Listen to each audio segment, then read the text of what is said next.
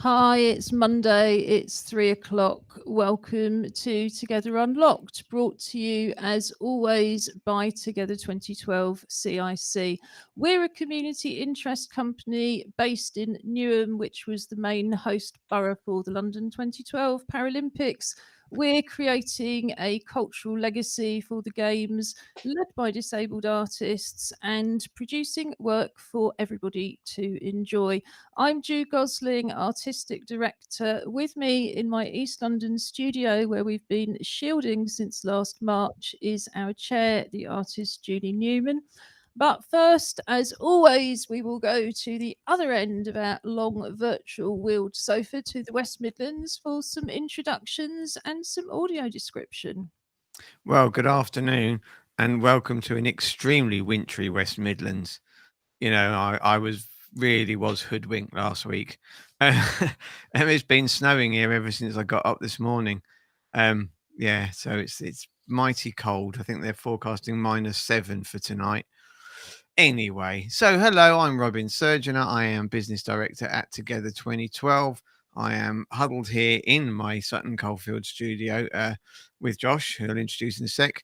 I've got grey, silvery hair, no rim, black arm glasses, no jewellery except a wedding ring. In fact, never mention that. It's definitely there, Tracy. And I am wearing a nice, snuggly mid-blue hoodie, which says Nike SB on the front of it. So it's one of their collections, I'm sure, but it's really nice and snuggly and warm, and some black tracky trousers if you get a glimpse of my legs.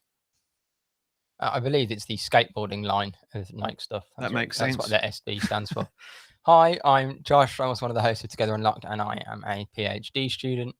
My audio description, I have long blonde hair that's a little bit wet because our hairdryer's broke, and the towel just can only do so much. Bit of the ginger beard going because I need to shave. And today I'm wearing a grey t-shirt with green sleeves that are kind of 3/4 length. I think it's called a baseball tee, I think is the technical name.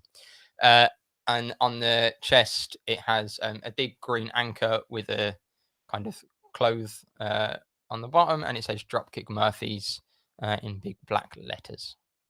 Thank you very much. I just turned the main sound switch down a fraction on the desk for both of you. So I'm Ju Gosling, also known as Ju90. I've got hennaed, self-styled short hair in what we describe as a corona crop. I've got green eyes behind black plastic glasses. I've got pale olive skin, and today I am wearing a much loved, as in it was TK Maxx well over 20 years ago, zip up. What kind of green would you call this, Julie? We always have lime. Kawasaki. Lime Kawasaki zipped cardigan with a high collar, and I've got some rainbow bracelets on because it's LGBT plus History Month, and we'll be telling you more about that in a little while. Julie, who are you? What do you look like? I'm Julie Newman. I'm the chair of Together 2012. I have gold and silver hair, which is spreading. In spite of everything I try to do, it just keeps spreading. I have dark rim glasses. Today I'm wearing, again, my lovely cerise, I think, perhaps, sort of rosy, pinky, purpley top, which is fleecy. It's got a green bit round the neck on the inside, and I'm wearing a purple t-shirt underneath. I mean, I think, to be honest, unless Josh is different, we've probably all got invisible black tracksuit bottoms on, that kind of covered style that is so familiar to everybody. Well, everybody over the age of 25, anyway. Would you like the honest answer? Yeah. Grey pajama trousers. It's that covered casual wear that we all. I normally wear pajama trousers. You just can't see them. So. Yeah, well, it's a bit like the back of my haircut. It's a wonderful thing, all this live streaming. But enough of that. As you can tell, this is a chat show, but with lots of content as well. In a moment, I'm going to be chatting to our resident school student about LGBT plus History Month. Then we're going to move on to Appdate, which is our regular Monday feature where we look at arts apps and look at my crib sheet. Robin is going to be telling us all about the video editing app Wondershare. We're then going to move on, as usual, on a Monday. We've got a report coming from this morning's Photography and Filmmakers Club, and Julie's going to tell us a bit about Scruffy Puppets. Julie's also going to tell us about Annie Leibovitz as a famous lesbian photographer and a bit about her style. And we're also going to talk about snow photography with some pictures from the West Midlands. And Julie's going to talk a bit about white balance and how you adjust that to photograph snow on your phone. Before we finish, as always, on a Monday with Relax with Arwa, where we just hop in to the last 5 minutes of Arwa Jagnay's Saturday YouTube Relax with Arwa channel. So lots and lots coming up. But first, guys, on a Friday, we always recommend something for the weekend, things you can do at home, online or offline, usually for free. We haven't got time to talk about everything, but I'm very intrigued. Josh, you recommended to us the halftime concert from last night. Have you had a chance? Did you watch it in the middle of the night? Did you watch it on YouTube, or have you just read the reports so far? No, I watched it live. Dad wimped out and went to bed just before, or kind of at half time. So I watched it by myself on my laptop, but turned down because it was kind of 1:30 in the morning. So to not wake up Emily, who sleeps in the room next to me, it wasn't very loud. So I'm looking forward to watching it turned up. I mean, I think the sound was a little bit off at the start, but again, it might just be because I had my computer turned really down. But the actual presentation of the show was really cool. They had it was an artist called The Weeknd, who's a kind of R&B artist. Had called a couple of different things. It was a big kind of neon city, but then the end of it had a whole kind of troupe of dancers in kind of red jackets, white head masks, I guess, and then kind of little, I guess, tea lights or kind of torches, but like built into gloves, but like filling the whole field, doing a whole choreographed dance. It was really cool. So I'm looking forward to watching it later, loud, and seeing if it's just as enjoyable when you can hear it and not just kind of half hear it and watch it. And just to say, there was, I mean, because they have a couple of things at the beginning and usually before the national anthem as well. And they had a female rock blues guitarist doing solo song singing and playing the electric guitar. Yeah, called H.E.R. Not heard of her, so I'm going to go and find more about her, as in how it was written. But I mean, she was phenomenal, and it's not something we see enough of, female lead guitar players. Well, I can certainly say that. I mean, I was looking earlier. I think we have a highlights and links page. If you go to our website, www.together2012.org.uk, all of the photos, videos, and links to things we've discussed will be up there by about 5 o'clock.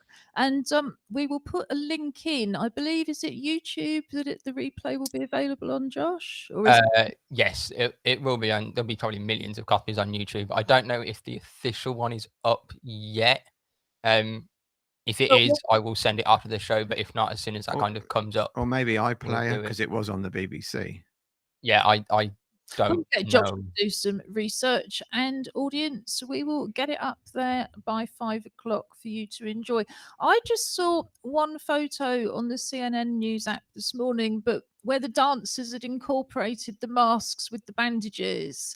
And instead of it being about COVID, it was very much apparently about the way celebrities use some plastic surgery. And it was supposed to be a comment on the use of plastic surgery, which I thought was actually really interesting, because it's not often that you see these days people with their faces covered and they're not talking about infection. But it all just looked, as you promised us on Friday, very spectacular.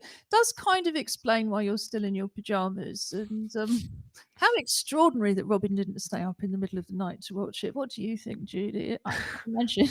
I had to get up at 7:30. Exactly. It's not just that we're middle-aged. But moving on in terms of being middle-aged, this month we will be talking about LGBT plus History Month, which, as we've already discussed last week, is aimed at everybody, but is particularly aimed at school students and rectifying all of the gaps in the curriculum.